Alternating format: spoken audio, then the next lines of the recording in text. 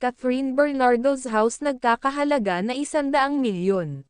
Ganon na talaga kayaman si Catherine Bernardo, hindi mapagkaila dahil sa murang edad niya ay sumikat na talaga siya ng husto kaya nakapag-ipon siya sa murang edad niya.